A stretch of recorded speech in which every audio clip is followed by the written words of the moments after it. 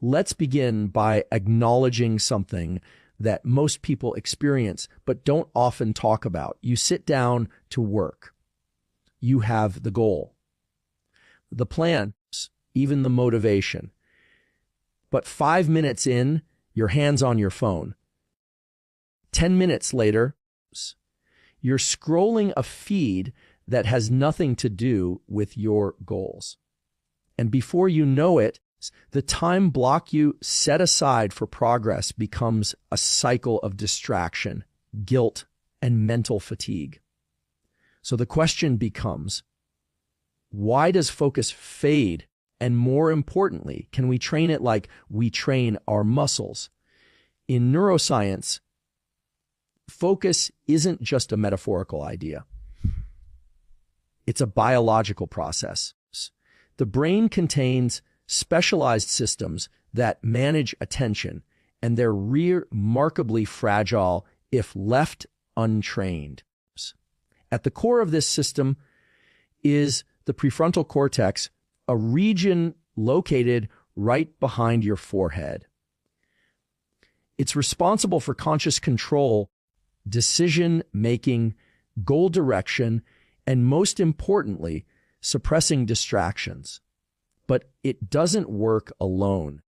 It works in concert with deeper brain structures like the locus coeruleus, which regulates norepinephrine, and the basal forebrain, which regulates acetylcholine, both of which are critical in tuning the brain's alertness and ability to laser in on one thing while tuning out the noise. Now, here's where it gets interesting. These brain systems evolved to respond to danger and survival, meaning they were built to scan, assess, and shift attention rapidly. That trait helped our ancestors survive in uncertain environments. But in the modern world, that same system is overwhelmed by non-lethal digital threats, alerts, pings, emails, dopamine triggers every few seconds. So what was once an evolutionary advantage has become an obstacle to deep work. Every time you shift your attention from one task to another, what we call task switching, there's a cognitive cost. Neurologically, this means your brain has to deactivate one network and reactivate another. It's like slamming on the brakes of a car and then immediately hitting the gas. You lose speed, you lose momentum, and the residue from the previous task slows your processing speed in the next one. This is why multitasking doesn't make us more efficient. It makes us cognitively fragmented. But here's the good news. Focus is not fixed. It's plastic.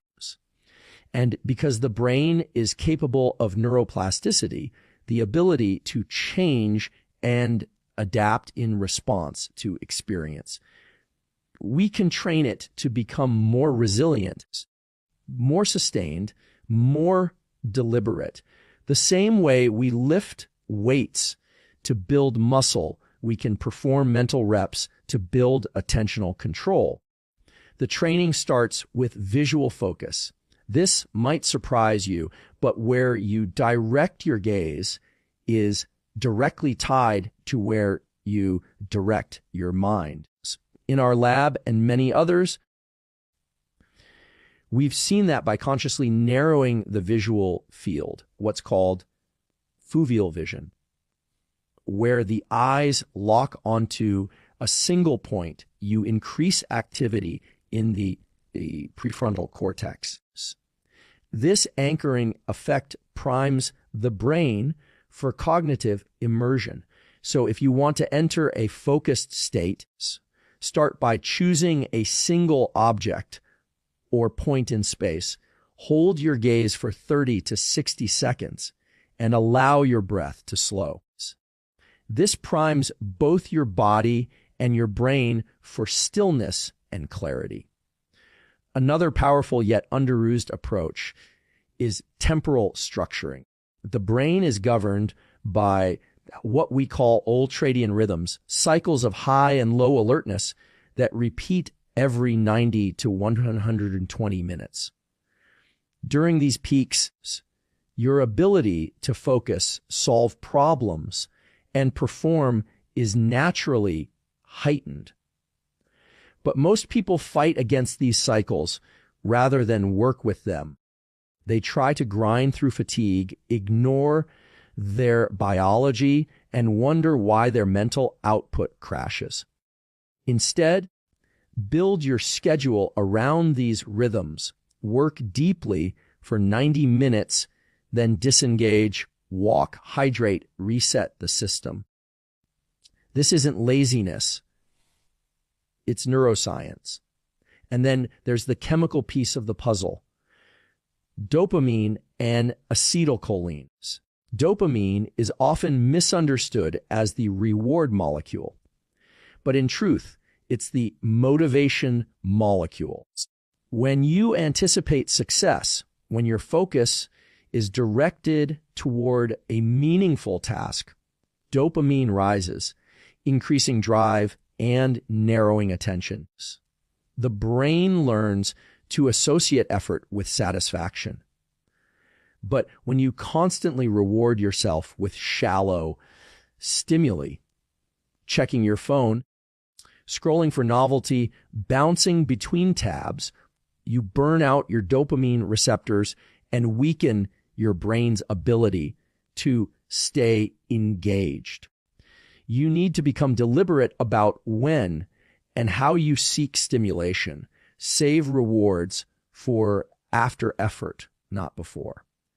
Acetylcholine, on the other hand, works like a spotlight. It sharpens the contrast between what matters and what doesn't. It enhances sensory precision and suppresses irrelevant data. And it's released most efficiently when you're in environments of low distraction and clear intent. That's why setting up your workspace, minimizing clutter, silencing noise, reducing visual interference is not about productivity hacks. It's about shaping your neurochemistry to support sustained attention. There's one more layer to all of this, and that's cognitive load. The more unfinished tasks you're carrying in your working memory, the more divided your attention becomes. So the brain, in an effort to conserve energy, constantly looks for the path of least resistance. If a task feels overwhelming or undefined, your attentional system defaults to easier stimuli, YouTube, messages, comfort behaviors. This is why the simple act of writing down what you intend to do, literally putting it on paper, can reduce internal chaos and free up bandwidth for focused efforts. It externalizes thought, simplifies cognition, and primes the brain for execution. Focus is not a passive state. It is an active, high-energy neural process that demands deliberate training. And once you understand the biology behind it, you can stop blaming yourself for distraction and start taking responsibility for engineering the conditions that support clarity and consistency. When we talk about winning, most people immediately think of the external: trophies, titles, job promotions, accolades, applause. But what if I told you that the most critical part of victory happens before a single action is ever taken? That the real battle isn't out there, but in here, in your brain. Because the truth is, victory is a neurological state first. And the key that unlocks that state is your ability to focus. Inside your brain, there are mechanisms, hardwired biological systems, that determine how you perceive effort, how you endure challenge, and how you pursue goals. Winning isn't just a result. It's a pattern of neural activation that either gets triggered or it doesn't. And the driver of that pattern is where you place your attention. Let's break it down scientifically. Every time you lock onto a goal, whether it's something massive like building a business or something immediate like finishing a task, your brain begins to organize itself around that goal. The prefrontal cortex, which governs executive function and long-range planning, starts communicating with the basal ganglia, a system that stores procedural memory and habit patterns. Together, these regions form what's known as a goal-directed circuit. But this circuit only stays activated if you continue to feed it focus. Without that fuel, the system collapses into passive processing, drifting, reacting, consuming instead of creating.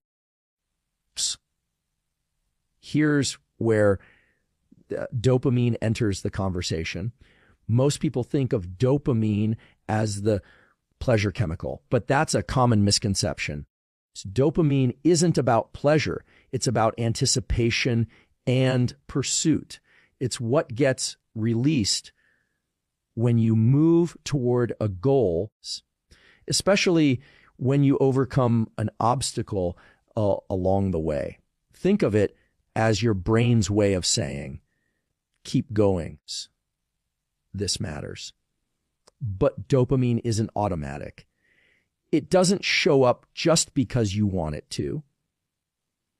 It's directly tied to attention. You have to focus on the challenge, the immediate step in front of you, for dopamine to flow. And here's where it gets powerful. Every time you stay focused through discomfort, every time you resist distraction and stay with the hard thing, your brain strengthens a feedback loop. Focus, gay effort, a small win, a dopamine, a renewed focus. It becomes self-reinforcing. This is what we see in elite performers. Athletes, military operators, top-tier creatives. What they share is not just talent. It's a deeply conditioned loop between attention and progress. They've trained their nervous system to see effort not as suffering, but as a signal to go deeper. Now let's talk about the other side. What happens when focus breaks?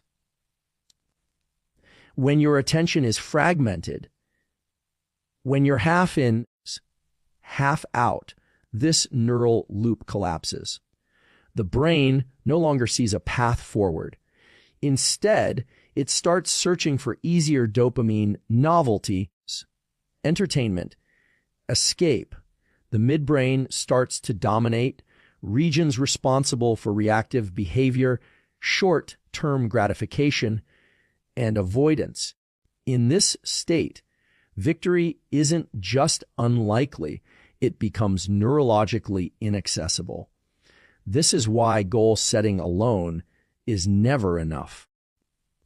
You can have the biggest vision board, the clearest intentions, but if your attention is scattered, you're feeding the wrong systems in your brains. You're reinforcing avoidance over pursuit. You're conditioning weakness instead of resilience. But let's go deeper. Why does focus lead to victory beyond just neurochemistry? Because focus changes how the brain filters reality. There's a system in your brain called the reticular activating system. the RAS, it acts like a bouncer for your attention. It decides what gets in and what gets blocked out. When your focus is strong, the RAS filters your environment to match your intention. Suddenly, you notice opportunities, patterns, information you would have missed otherwise. The world doesn't change, you do. Your perception sharpens. And that's when real breakthroughs happen. Not because you're doing more, but because your brain is now primed to detect what matters and discard what doesn't. Another layer to this is the default mode network, a network in your brain that kicks in when you're not actively focusing. It's responsible for daydreaming, self-talk, and reflection. But when focus is weak, this network becomes noisy, intrusive. It creates overthinking, second guessing, and anxiety. However, when you train focus regularly, whether through intense work, deliberate stillness, or structured effort, you suppress the default mode network during critical moments. This gives you what researchers call flow, a state where time distorts, effort feels effortless, and performance skyrockets. In this state, the brain is operating at peak efficiency. The circuits for action, motivation, and reward are completely synchronized, and you can only enter this state through sustained focus. What we're really talking about here is alignment.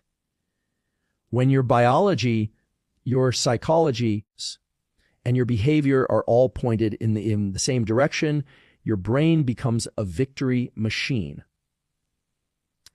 But that alignment doesn't happen by accident. It starts the moment you choose to focus on what you want instead of what's trying to distract you. Focus is not simply a tool. It is a gateway to the neurobiological state of achievement. It's what takes a vision from a thought and turns it into motion. It's what separates the people who think about winning from the ones who consistently cross finish lines. Because every victory, every meaningful success is built on a foundation of intentional, repeated, and neurologically reinforced attention. Focus is not something you're born with. It's not some rare gift that only a few high performers inherit. It's not even something that just happens when motivation is high. Focus is a biological skill. It's trainable. And just like any other system in the body, like strength, endurance, or coordination, it gets better with intelligent, repeated, structured training. The mistake most people make is waiting for focus to show up. They wait for clarity, wait for the mood to be right, wait for a burst of inspiration. But the brain doesn't work that way. Focus doesn't show up first. It shows up after effort. And the more often you practice directing your attention under pressure, under boredom, or in discomfort, the stronger that system becomes. We now know that the attentional networks in the brain, especially those involving the prefrontal cortex, the anterior cingulate cortex, and the parietal lobes, can literally be shaped by behavior. The density of neural connections, the speed of information transfers, the threshold for distraction, all of these variables change depending on how you use your brain on a regular basis. If you train it with chaos, you get chaos. If you train it with precision, you get precision. The most immediate, low barrier tool we have to begin this training is visual anchoring. When you lock your gaze on a single point for 30 to 60 seconds without letting your eyes wander, you create stability in the visual system. This visual stillness begins to influence your autonomic nervous system. It slows heart rate, quiets mental chatter, and brings the forebrain online. And this has a direct effect on the mind's ability to sustain focus. Because in the brain, where you look determines what you think about. Vision isn't just for seeing. It's the entry point for attentional control. And when your visual field narrows, your internal state follows. From there, we can move into more structured practice, like what I call deliberate focus intervals. These are time blocks where you engage in a single cognitively demanding task with zero interruptions. No toggling, no reacting, no drifting. You start small, maybe 10 or 15 minutes, and gradually increase. Why small? Because early on, what you're actually training is not just the attention span, it's dopaminergic resilience. You're teaching the brain that sustained effort leads to progress, and that progress is inherently rewarding. Over time, this builds a feedback loop where focus itself becomes pleasurable. Layered into this is the importance of preparation and environment. The brain is highly sensitive to cues. If your workspace is cluttered, noisy, or filled with digital temptations, you're putting your prefrontal cortex in a losing battle against sensory overload. One of the best things you can do to train focus is to design an environment where distraction can't easily win. That means silence. That means a clear space. That means turning off notifications, using sight blockers, putting your phone in another room. This isn't about being extreme. It's about creating friction against the behaviors that fracture your mind. But external control is only half the game. The real shift happens when you start training internal control. Your ability to bring the mind back when it wanders. This is where practices like interoceptive awareness come in. Interoception is your brain's ability to sense the internal state of the body, your heartbeat, your breath, your posture. When you can feel these clearly, you can ground yourself more quickly. When focus drifts, instead of reacting with frustration or distraction, you bring your awareness to the breath, to the body, and then return it to the task. This is a neurological reset. It's not willpower, it's physiology. We also need to talk about sleep and ultradian rhythms. You cannot train focus if your sleep is broken. During deep sleep, the brain performs synaptic pruning, clearing out noise, reinforcing useful circuits, and recalibrating neurochemicals like norepinephrine and dopamine. Without quality sleep, you are starting your day with a depleted brain. That's like trying to train your muscles after running a marathon. You need restoration.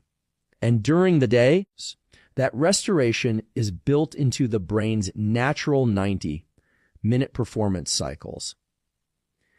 After 90 minutes of deep focus, you need 15 to 20 minutes of complete disengagement, walking, stretching, light exposure. These recovery windows allow the brain to reset, re-engage, and ramp back up for another round of performance. Skip them and your cognitive fuel burns out faster than you think. And if you want to take it even further into the kind of mental toughness we see in elite performers, you have to train your brain to crave discomfort. This is where tools like cold exposure, intense physical exertion, or breath hold training come in. These don't just test the body. They rewire the nervous system to stay calm under stress.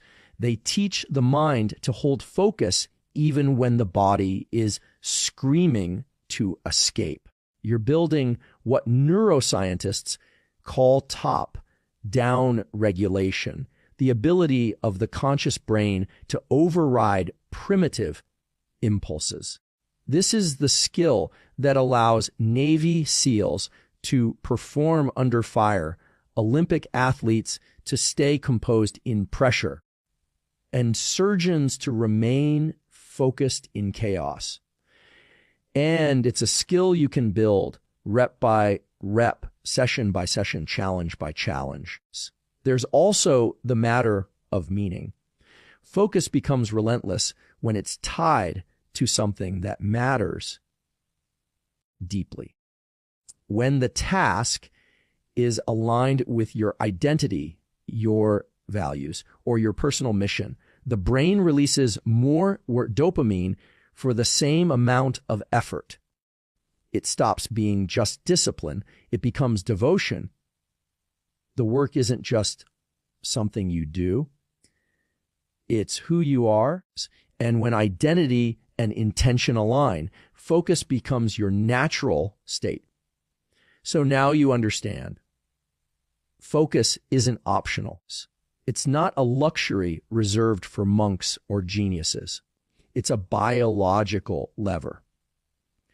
And the quality of your life, your work, your relationships, your performance, it's all governed by your ability to pull that lever with precision, with consistency, with intent. We've looked at how focus works inside the brain, how the prefrontal cortex, the visual system, dopamine, acetylcholine, and your neural circuits all play a role. You've seen how victory, true, lasting, meaningful success, is not about brute force or willpower, but about entering a state where your biology supports your ambition. And you've seen how trainable it all is. This is not about doing more. It's about doing with more depth. It's not about being constantly busy. It's about being precisely directed. Focus is the gatekeeper. When you control it, you control your path forward. When you lose it, you hand over your potential to distraction, noise, and internal chaos. The challenge is in the daily practice, choosing to focus when it's hard, staying with effort when comfort calls, training your attention the same way you'd train your body, with structure, progression, and discipline. And when you do that, when you make focus a way of life instead of a passing intention, you don't just move through the world more effectively. You become the kind of person who wins not because they hope to, but because they're neurologically wired to. Your focus determines your victory, not someday, not eventually. But in every moment you choose to aim your attention where it counts and hold it there long enough to change something inside you or around you. That's the science. And that's the edge.